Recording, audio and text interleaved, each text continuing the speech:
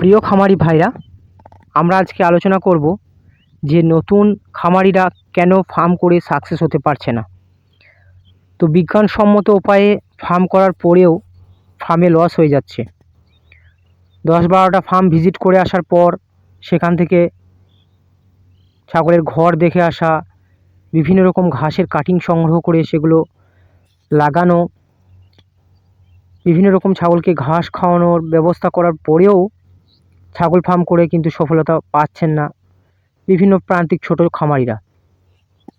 এর মূলে যে কারণটা রয়েছে সেই কারণটা নিয়ে আমরা আলোচনা করব।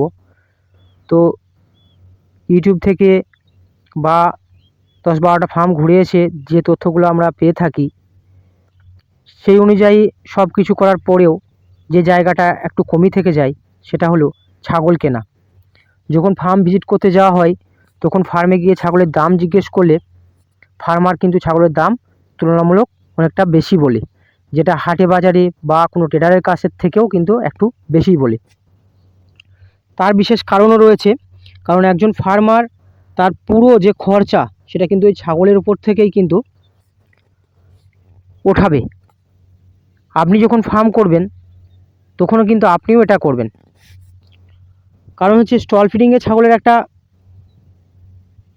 কারণ রয়েছে যেটার জন্য দামটা একটু বেশি। আর আপনি হাটে বাজারে গ্রামে গঞ্জে ছাগলের দামটা তুলনামূলক একটু কম, তারও একটা কারণ রয়েছে।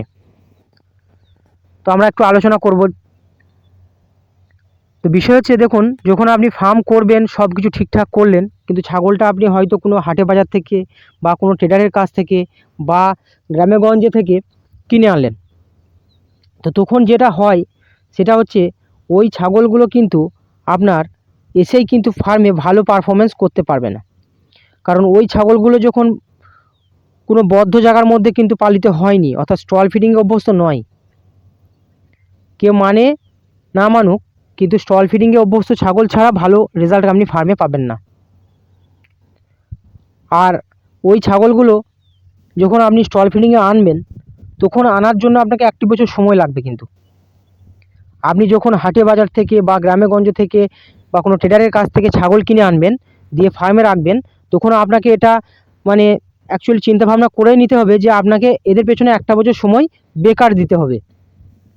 আপনি যদি 50টা ছাগল আনেন, 1 বছর পর আপনি দেখবেন যে আপনার 30টা ছাগল হয়তো ভালো পারফরমেন্স করছে আর 20টা ছাগল ভালো পারফরমেন্স করছে না, ঠিকঠাক টাইমে বাচ্চা দিচ্ছে না, বাচ্চা দিলেও ঠিকঠাক দুধ দিচ্ছে না, তার বাচ্চা মারা যাচ্ছে, ঠিকঠাক আবহাওয়া শ্যুট হচ্ছে না, সে হয়তো বর্ষার সময় ঠান্ডা লেগে যাচ্ছে, শীতের সময় তাড়াতাড়ি ঠান্ডা লেগে যাচ্ছে, দুর্বল হয়ে পড়ছে, ভালো ভিটামিন ভালো খাবার দিচ্ছেন তাও কিন্তু রিকভারি হচ্ছে না।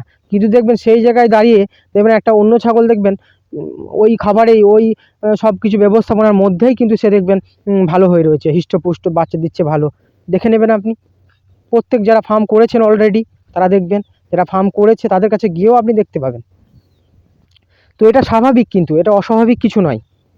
তো সেজন্যই সবচেয়ে ভালো সব কিছু যখন করি তখন গোড়া থেকে শেষ পর্যন্ত ঠিক করাই উচিত।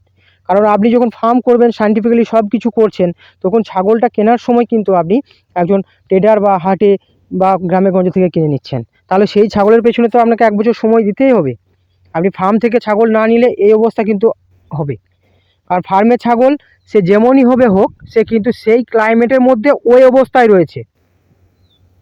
আমি ফার্মের ছাগলের কথা বলছি, আমি বলছি না যে কোনো ফার্মার যে হয়তো তলায় তলায় ট্রেডিং করছে, আপনি হয়তো জানেন না বা বুঝতে পারেননি, তাদের কথা কিন্তু বলছি না। অ্যাকচুয়ালি যারা ফার্মিং করছে, যারা ব্রিডিং ফার্ম চালাচ্ছে, পিওর ব্রিডের উপর কাজ করছে বা ক্রস ব্রিডের উপর কাজ করছে, তাদের কথা বলছি কিন্তু আমি। তো ওই ফার্মের ছাগল কিন্তু আপনার ফার্মে এসে ভালো রেজাল্ট করবে, কারণ ফার্মে যখন দেখবেন আপনি কারো 50 ক্যাপাসিটি কারো 100 ক্যাপাসিটি, তো সেখানে ছাগল যখন আপনি 20টা 10টা 15টা যেটা নিয়ে আসবেন না আপনার ফার্মে, না, তখন সে একটা খোলা পরিবেশ পাবে। সেই 100টার মধ্যে তার যে একটা চাপ, সেই চাপটা কিন্তু অনেকটা রিলিজ হবে। তাহলে কি হবে, সেই ছাগলটা কিন্তু অটোমেটিক আপনার ফার্মে এসে ভালো পারফরমেন্স করবে, কারণ সে 100টার মধ্যে যে খাবার পাচ্ছিল আপনি কিন্তু 20টা বা 15টা 10টা এনে কিন্তু তার থেকে ভালো খাবার দিতে পারবেন, তাদেরকে ভালো পরিষেবা দিতে পারবেন, ফলে অটোমেটিক তারা ভালো রেজাল্ট করবে। আর একটা বিষয়, আপনি ছাগলকে যতটা না খাওয়াবেন তার চেয়ে যদি আপনি ছাগলকে যদি পরিচর্যা করেন, অর্থাৎ গায়ে মাথায় হাত বোলান, ছাগলের গা আঁচড়ে দেন, ছাগলকে একটু আদর যত্ন করেন, তাহলে দেখবেন তার থেকে আপনার গ্রোথটা ভালো হচ্ছে ছাগলের। এটা কিন্তু একটা বাস্তব বিষয়, কেউ মানুক চাই না মানুক। তো এটা কিন্তু আপনার বেশি পাবে সে অল্প ছাগলের মধ্যে, তাহলে অটোমেটিক সেই ফার্মের ছাগল এসে কিন্তু আপনার আরও বেশি পারফরমেন্স করবে এখানে। আর আপনি যদি ওই যে বললাম বাইরে থেকে ছাগল কোথা থেকে নিয়ে আসেন, সেই ছাগল কিন্তু এনে কিন্তু আপনার 1 বছর লেগে যাবে দেখতে দেখতে। তো সেই 1 বছর তো গেল, তারপরে আপনাকে আবার 1 বছর 1.5 বছর ইনকামের আশায় থাকতে হবে।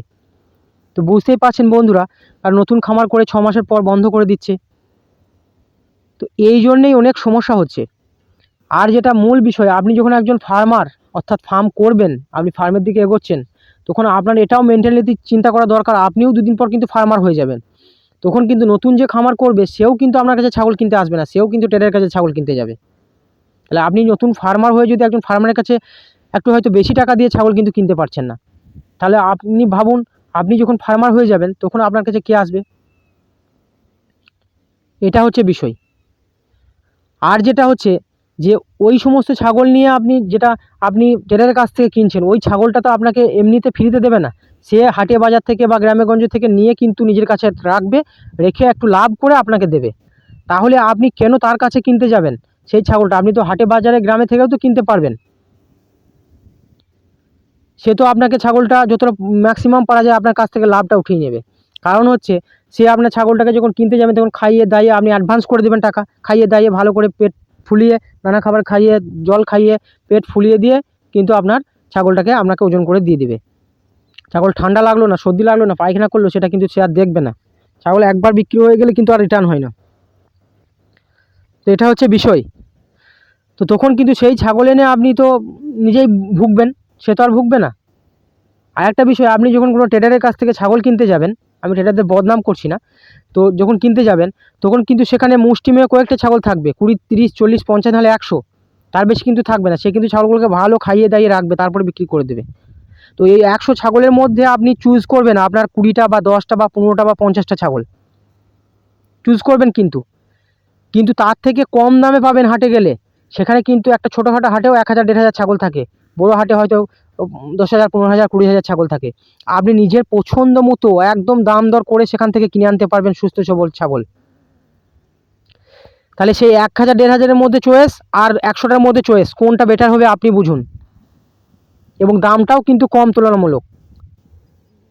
তারপর আরেকটা কথা বলি আপনাকে, যেটা হচ্ছে আপনি যদি হাটে না গিয়ে যদি গ্রামে গঞ্জে থেকে কেনেন, সেই গ্রামে গঞ্জে ছাগল কিন্তু একটা পাইকার থ্রু বা সাইকেলওয়ালা থ্রু, তাদের থ্রুতে কিন্তু আপনার সেই ছাগলটা হাটে যায়। যে ছাগল পালন করছে অরিজিনাল সে যায় না কিন্তু, তাহলে সেও কিন্তু মাঝে লাভ করে।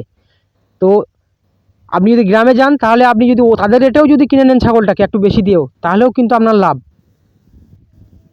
কিন্তু ওই সমস্ত ছাগল এনে আপনাকে কমসে কম 1 বছর ওয়েট করতে হবে, তারপরে আপনাকে ফার্মিংয়ের কথা ভাবতে হবে। তো বন্ধুরা, বুঝতেই পারছেন সব কিছু, বেশি কথা বলবো না। তো যদি ভিডিওটি ভালো লাগে তাহলে অবশ্যই বেশি বেশি শেয়ার করবেন, লাইক কমেন্ট করতে ভুলবেন না, আর আপনাদের মতামত অবশ্যই জানাবেন। আজকে এই পর্যন্তই, খুদা হাফেজ, আবারও কথা হবে পরের ভিডিওতে।